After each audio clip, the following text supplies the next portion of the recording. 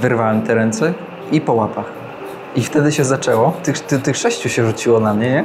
Słuchajcie, jak w filmie. Łapią mnie za łapy, ciągną przez ulicę, ręce opętali, nie?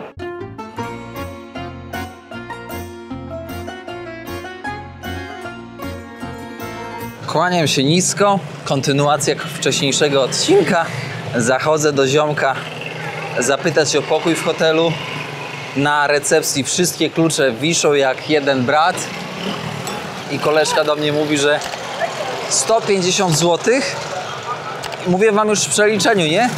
I nie ma negocjowania. Ja pytam się, od kiedy prąd? On mówi, od 20 do 6 rano. Ja mówię, ty, świrze, mówię, przecież to jest cena. To ja w Polsce za tyle będę spał. W jakimś takim pensjonacie. On mówi, nie ma bata, nic nie opuszczam. Ja mówię, wyciągam pieniądze, bo najważniejsze jest w Afryce pokazać pieniądze, bo wtedy oni świrują trochę. Ale ten nie ześwirował. Wyciągam 20 000, a to jest dużo. 20 000 to jest naprawdę dużo.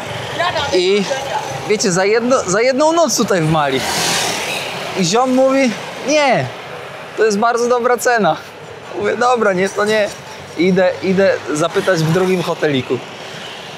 Powiem wam, że twarda sztuka. Szanowni państwo, beczka, komentarz i rzecz jasna. Badanie odcinka dalej. Witam. UE. Co znaczy UE? W grze takiej jak Tibia to oznacza taki czar magiczny. Ale w Mali to... nie mam pojęcia. Mając kolejny hotelik w odległości około 8 minut pieszo, mój wewnętrzny duch nie pozwala mi zapłacić temu ziomkowi 150 zł bez negocjowania. Salam alejkum. Więc idę tutaj. Najwyżej ja po prostu stracę, że tak powiem, chodzenie 15-20 minut. Najwyżej do niego wrócę, bo to zawsze można wrócić. Czyżby to było tutaj? Nie, to nie jest tutaj, to jest jakiś komputerowy. To my idziemy dalej. Wiecie, co mnie najbardziej dziwi w Mali? Od momentu przekroczenia granicy z Senegalem, z Senegalu do Mali, przybiciu pieczątek, wszystkiego, pożegnaniu się, elo, trzymajcie się. Słuchajcie, dopiero dzisiaj widziałem jednego policjanta. Podkreślam, jednego policjanta. Żadnego żandarma. Nikogo. Grubo, co? Czy to jest Groupe Social BC Reguiro Travail? To chyba nie podróżowanie, co? W sensie... sam nie wiem. Jest u Andrzeja hotel. Proszę bardzo. Iście afrykański styl. Teraz pytanie, ile będzie chciał? Już mi się tutaj od razu spodobało. Pokażę wam, to jest taka recepcja. Na recepcji przyjął mnie gość, który nie pisze i nie czyta. Tak się okazało. Później jak on mi rzucił cenę, to on mi rzucił 180 zł cenę. Ja wam w przeliczeniu mówię, żebyście nie musieli przeliczać. Rzucił mi 180. Później przychodzi babka, ta główna menadżerka. Ja z nią się tam targuję o 20. Ona też po angielsku nie mówi. Patrzę na kwicie, ona wpisuje, słuchajcie, wiecie ile? 15. Ja się targuję 120, a szefowa mi wbija 90. Teraz patrzcie, jak wygląda w ogóle pokój. Numer 5. Zapraszam. I tak, wyjściowo 180, a mamy za 90. No więc tak, poszedłem do sklepu kupić picie. Tutaj się chłodzi. Tak jest. Moi drodzy, nie odpuszczamy w podróży. Czasami się nie udaje, ale w większości przypadków warto ryzykować. Więc tak, jest lodóweczka. Ona jest oczywiście niepodłączona, więc ją trzeba podłączyć. Ciekawe, czy będzie działać. Obstawiamy. No zobaczymy. Kierownika prąd działa. No nie, pięknie. No zobaczcie, tygrys wisi. Tygrys azjatycki. Nie występuje w Afryce, żeby była jasność. Lwy tutaj występowały w tej części Afryki, ale wybito chyba wszystkie już. Szafka, łóżko, odświeżacz, toaleta. Oczywiście, moi drodzy, żeby była jasność, wody nie ma. Woda jest z wiadra. No i elektryczność też jest tam chyba do 6 rano. Więc tak to wygląda mniej więcej. Wow, jest ręcznik. Ciekawe, czy używany. Z misiem. Plus 10 do bycia podróżnikiem. Nie no, ogólnie powiem wam tak. Super. Warunki 10 na 10. Proszę, nad prześcieradło, żeby tutaj się dobrze za rękę złapać z samym sobą. Przyznam szczerze, że takie zmęczenie mnie wzięło i trochę na rozluźnienie, chociaż nie jestem zwolennikiem piwka. Rzadko piję. Ale dzisiaj przy takim upale niemieckie jakieś wleciało. Znalazłem na stacji. Nie jest tak łatwo znaleźć w Mali, biorąc pod uwagę, że jest to, wiecie, kraj muzułmański, więc takie trunki nie są mile widziane na dobrą sprawę. Więc tak, mam nadzieję, że będzie mi się lepiej spało po tych wszystkich przejściach, że tak to określę. Zanim wezmę prysznic, no to rzecz jasna, podstawowa sprawa, jak jestem w takich hotelikach, czyli pranie. Tutaj niestety, bądź stety w wiadrze, w sumie przeważnie w wiadrze to wszystko się odbywa, ewentualnie w umywalce, ale w umywalce pod warunkiem, że jest woda bieżąca. W Mali jest ogromny problem z bieżącą wodą, z czystą wodą, bo to też jest ważne, z elektrycznością, która jest limitowana. Lepsze hotele mają agregaty prądotwórcze, ale żeby działał agregat, no to muszą być ludzie, żeby byli ludzie, no to muszą być turyści, w sensie nawet lokalni. No więc to tak nie działa, że wiesz, jak jesteś jest jedna, dwie osoby w hotelu, to już agregat ci włączył. No nie włączył. Ten prąd, który teraz idzie, on jest rządowy. On jest do konkretnej godziny. Chyba dokładnie do 6 rano albo do 7, nie pamiętam. No jeszcze z takich ciekawostek to w ogóle w tej cenie pokoju mam śniadanie. Gdzie śniadania w tamtym hotelu nie było. Dobrze się zdarzyło. Dobrze. Ładuję baterię, bo mam wszystko na wyczerpaniu, dosłownie 15% i w kamerze wszystkie baterie są wyczerpane, tutaj nagrywam na ostatku. Mikrofony, wszystko jest na wyczerpaniu i wszystko jest brudne, włącznie z sandałami. Piorę działam, my się słyszymy za 2 sekundy kolejnego dnia zdecyduję, czy zostaję tutaj jeszcze jedną nockę, czy ruszam dalej w kierunku stolicy. Przyznam szczerze, że Mali mnie mocno zaskoczyło. I to tak skrajnie. A wiecie, że już byłem w takich krajach, które są w stanie zahartować? Liberia, Sierra Leone, Sudan, Etiopia, RPA. Tak jest, moi drodzy. Takich krajów hardkorowych, bo to wymieniłem te moim zdaniem hardkorowe, w których było naprawdę ciężko i uważam teraz, że Mali jest top 1. Naprawdę top 1. No może Sudan jeszcze był taki naprawdę wymagający. Zresztą każdy z tych krajów miał coś innego wymagającego. To też nie jest tak, że wiesz, wszystkie one były takie same, że 1 do 1. Każdy z nich miał coś, co sprawiało mi ogromną trudność. Na przykład Liberia i Sierra Leone ogromna agresja, gdzie było trzeba, wiecie, bardzo mocno uważać, żeby nie dostać w tak zwanego dzwona. Dobra, słuchajcie, słyszymy się za 2 sekundy, a ja na razie odpoczywam od nagrywania i zabieram się za porządki. Witam serdecznie nowego dnia. Tutaj materiał się przegrywa już na komputerze. Lodówkę wyłączyłem, bo więcej generowała ciepła niż dawała zimna rzeczom będącym. Klimatyzacja działa od godziny 7, 8 wieczorem do godziny 6, 7 rano. Rządowy prąd tak zwany. Tutaj widok z okna na żyrafę. Chociaż już tutaj wszystkie żyrafy to prawdopodobnie zjedzone, że tak powiem brzydko. No, dostałem taki pokój z takimi przyciemnionymi szybami. No lipa, bo musi być otwarte, żeby to w ogóle poczuć powiew. Ale muszę zamknąć teraz, żeby nikt nie widział, że mam komputer i tutaj są takie wartościowe rzeczy. Podwórze mojego hoteliku. W sumie mógłbym dostać gdzieś tutaj, bądź w sumie gdzieś indziej, żeby może nie było aż tak gorąco i żeby to okno można było otworzyć. Na śniadanko teraz tutaj do szefa. Taki widok tutaj z restauranta przyhotelowego, że tak powiem. Tutaj tak, w zestawie na śniadanie dostajesz, nie wiem czy się wliczają kubki. Tak się śmieję teraz. Kubek. Do niego tutaj masz gorącą wodę, możesz sobie wybrać albo Nescafe, takie instant, albo herbatkę sobie, że tak powiem, przyładować. Merci beaucoup. Merci. Tutaj koleżka. Albo mleczko możesz sobie zrobić. Tutaj masz do wyboru, co chcesz. Tutaj masz wolną rękę. No i do tego bagietka, nie?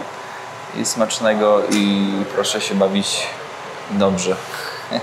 Będąc upierdliwym, to można powiedzieć, że tego śniadania praktycznie tutaj nie ma, bo za te pieniądze, które tutaj się zapłaciło, bagietka, która kosztuje 50 groszy i jedna torebka herbaty, no to wydaje się trochę mało, nie? No ale witamy w Afryce. Będę pić z plastikowego kubka wrzątek. No nie, no oni jeszcze nie tego, że tak powiem, nie rozkminili tematu. To jest Afryka. To jest Afryka. Tutaj można się denerwować. Można myśleć, że mogliby zrobić to trochę inaczej. Co? Przez kolejne jeszcze 50 lat oni będą pracować nad rzeczami, które są dla nas oczywiste. Powiedzcie mi jedno. Jak można, jak rząd może dawać prąd od godziny 6-7 rano, zabierać prąd od godziny 6-7 rano i dawać prąd od godziny 7-8 wieczorem? Zabieranie prądu... Zabieranie prądu w momencie, kiedy ludzie są najbardziej aktywni w ciągu dnia, kiedy pracują.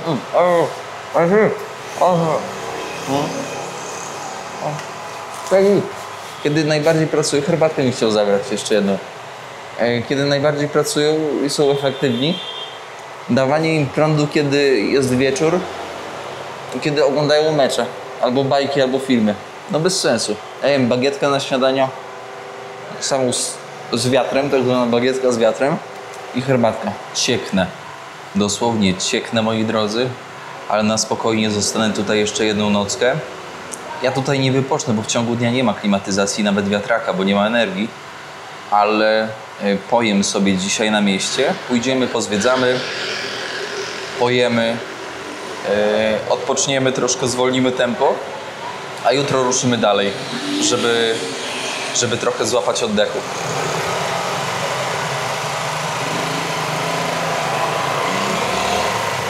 Zobaczcie na to, Royal Manding. Hamburger po... Jest good. Hamburgery po 20 zł, tacosy 20 zł, kanapki różne jakieś tam po 3 zł. Shawarma za mniej więcej 10 zł, shawarma większa za 12-13 zł. Ryż z czymś, z sosem jakimś 1000. Więc taka cena, powiedziałbym, bardzo przyzwoita jak na warunki przyhotelowe. Wielu z Was zaraz myśli sobie w głowie: kierowniku, ale to przecież to jest taniocha. Taniocha. Po pierwsze, to nie jest taniocha. Odnosimy zawsze ceny do warunków lokalnych, nie do warunków europejskich. Ktoś zaraz powie: no dobra, ale masz pieniądze. No mam pieniądze, ale niekiedy zdobycie pieniędzy, wypłacenie pieniędzy bądź wymiana pieniędzy z dolarów na sefa, na przykład tutaj tak jak malijskie, jest problematyczne. I to, że masz pieniądze na karcie, nic Ci nie daje, bo tutaj praktycznie nie ma tych terminali, więc możesz sobie tą kartę, wiesz gdzie włożyć? Do kieszeni i zapiąć kieszeń. Koniec.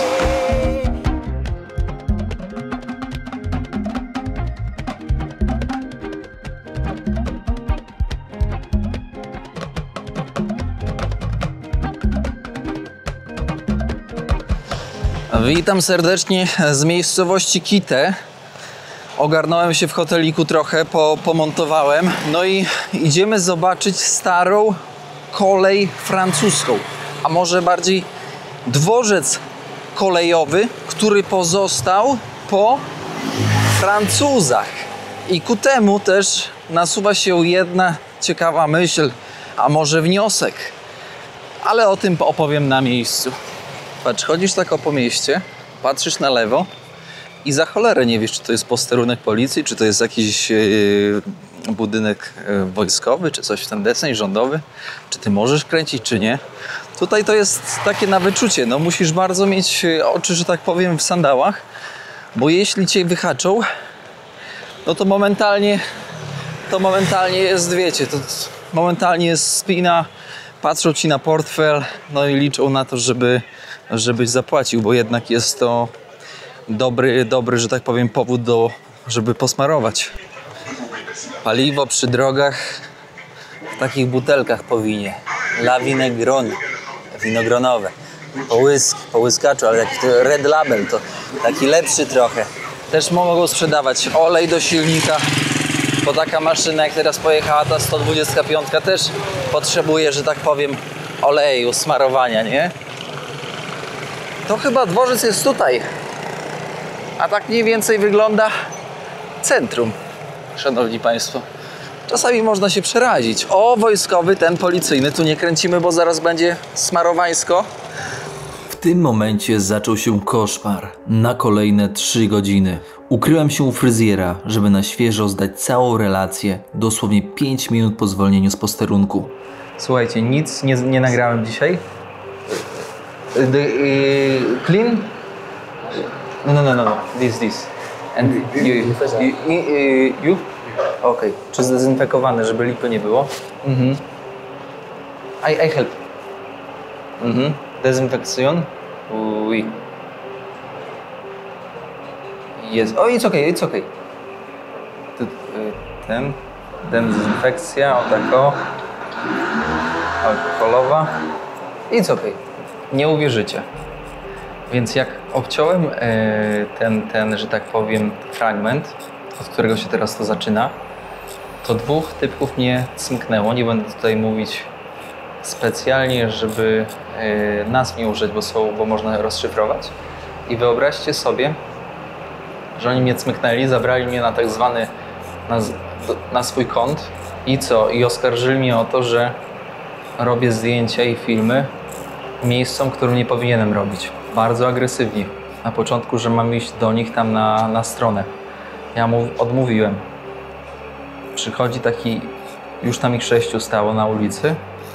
No bo wiecie jak to jest, jak od razu pójdziesz tam na ich stronę, to niestety chcą w łapę. I to jest bardzo powszechne. Przychodzi taki starszy gość, 60 parę lat, widać, że jakaś czycha. No i tak. O, posterunkowy będę używać, dlatego nie da się rozszyfrować. Przychodzi ten posterunkowy wyżej postawiony, starszy gość i taki płomień w oczach. Łapie mnie za ręce i tak ściska, nie? No to ja mu bach. Wyrwałem te ręce i po łapach. I wtedy się zaczęło, no bo wtedy się wszyscy tych 6 się rzuciło na mnie, nie? Słuchajcie, jak w filmie. Łapią mnie za łapy, ciągną przez ulicę, ręce opętali, nie? Ja mówię do gościa, co wy robicie, panowie? Czy wy się dobrze czujecie? Czy wszystko jest ok? I wyobraźcie sobie, oni tacy, ten gość taki nabuzowany, ten wysoko postawiony, bo ja po prostu odmówiłem im pójścia na ich stronę, tam do nich, nie? Przez godzinę pierwszą sprawdzali oczywiście moje papiery, godzina druga przesłuchanie. Skąd, gdzie, dlaczego, jak, imię ojca, imię matki. Te odciski. Powiem wam, że komedia totalna. I najlepsze jest to, że ja idąc po prostu nie zauważyłem, że zauważyłem, że w ostatniej chwili, że to jest po prostu no taki kąt, że tak powiem, w którym lepiej nie kręcić, nie? Wiecie o co chodzi. I tam w kącie siedziało tych 2 gości i oni to zauważyli. No ale finalnie, po 3 godzinach tego przesłuchania, w ogóle jakiejś dogłębnej analizy, ja im mówię, że no nie ma nic nagranego takiego, co mogłoby im zaszkodzić i też nie jestem po to, żeby w ogóle robić takie nagrania, ale ten stary się uparł. No i przez tego starego niestety siedziałem tam 3 godziny. No i poprosili mnie, żebym pokazał, co nagrałem. I wtedy już wiedziałem, że powinienem zrobić kopię swego materiału, bo nie sądziłem, że to może aż się przerodzić w taką agresję. I wyobraźcie sobie sytuację, że oni zaczęli oglądać, a ja tam mówiłem o butelkach paliwa i oleju do motoru. No i oni nie mieli w ogóle punktu zaczepienia. Żeby po prostu żeby mnie udupić. Przez 3 godziny jakiejś takiej głupoty totalnej i wyobraźcie sobie, że dostałem zakaz nagrywania w tym mieście. No i ogólnie teraz nagrywam u fryzjera, ale to jest u fryzjera, więc mogę, przynajmniej tak myślę, nie? W każdym razie to, co się wydarzyło, naprawdę daje bardzo dużo do zrozumienia, jaka jest tutaj sytuacja. I ludzie są bardzo czuli na punkcie kamery. Nie mówię o zwykłych ludziach, bo zwykli ludzie są spoko, co widać na vlogach, ale czasami na tacy ludzie jak właśnie ten wyżej postawiony, nie? Czy się zestresowałem? Chyba nie. A już takie rzeczy przepracowałem troszkę. Ale było to na tyle zaskakujące, że gość nie znał barier w tym, co robił. Nie znał granic. I gdybym ja mu dał potocznie tak zwanego pyska, to powiem wam, że to by było naprawdę, to by była gruba sprawa, bo jak ja już mu tam odepchnąłem te ręce, odbiłem mu, to on się trochę zdziwił, że tak ktoś może zrobić. No i wtedy już tam liczył na pomoc tych chłopaków swoich. Ale faktycznie no, sytuacja taka, która daje mocno do myślenia. Nie wiem za bardzo nawet jak to teraz skomentować. Miałem zrobić vloga takiego z miasta tutaj, z Kita, a wyszło w sumie nic nie wyszło. Wyszedł stres i że tak powiem tylko 3 godziny na tym i zakaz robienia w ogóle filmów, nie? Ale ten gość był tak agresywny, mówię do niego, żeby się przedstawił, że podał swoje imię i nazwisko. Powiedział, że nie poda.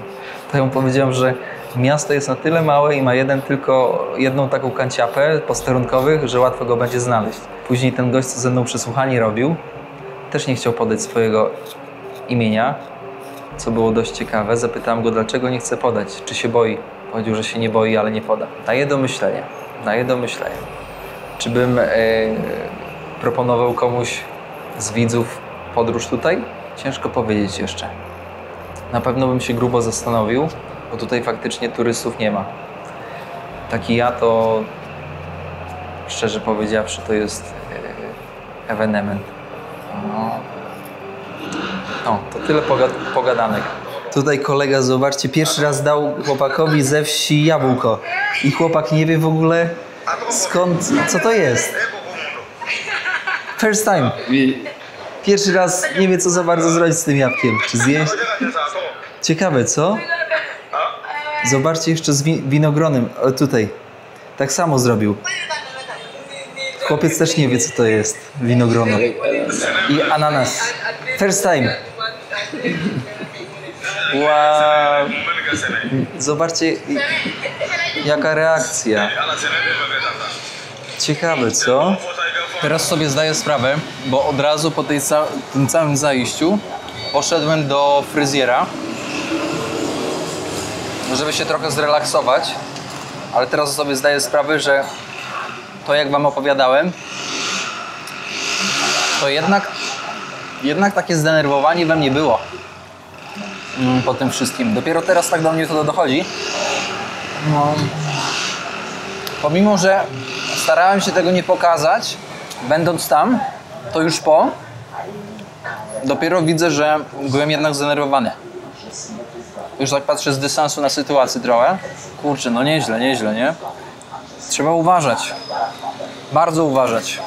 Najgorsze, wiecie co w tym wszystkim jest? To, że ci ludzie, niektórzy, oni kompletnie nie mają zielonego pojęcia, czym jest turystyka i dlaczego ktoś pozwala sobie na podróżowanie bez celu, w ich mniemaniu bez celu.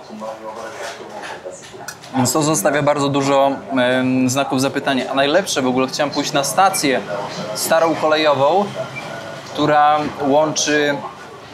tory łączą Dakar z Bamaku, czyli 2 stolice, która została rok temu zamknięta całkowicie, bo stan dróg i mostów po prostu nie pozwalał na kontynuowanie.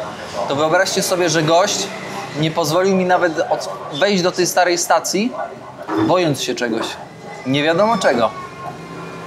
Pewnie jakbym wyciągnął tam z 10 dolców posmarował, to by się już nie bał, ale no bez przesady. I taka ściana, pewnego rodzaju ściana,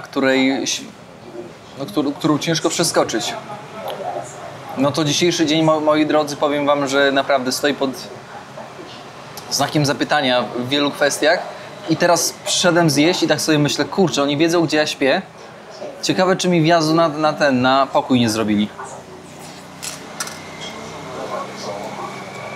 Ostro.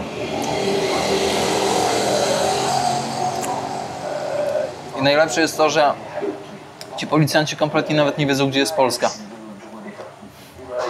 Nie wiedzieli w ogóle. W sensie...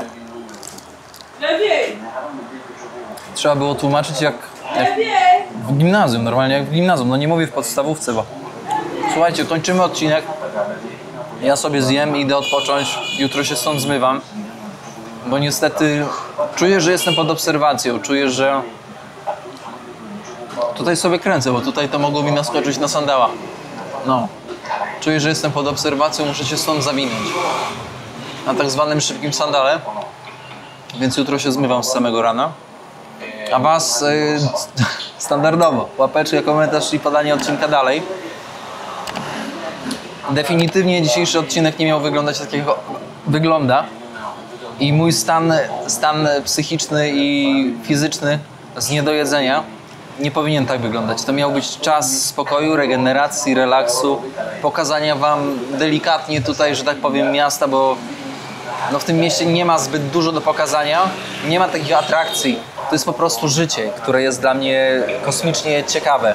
A dla nich no to jest normalne życie. No i on mnie pyta, co ty chcesz pokazać? Ja mówię, no jak żyjecie. Chciałbyś zobaczyć, jak się żyje w Warszawie? No tak. No to ja chciałbym zobaczyć, jak się żyje tutaj, w tym mieście. No i koniec. I tak to nie przemówiło do, że tak powiem, do głowy tego koleżki.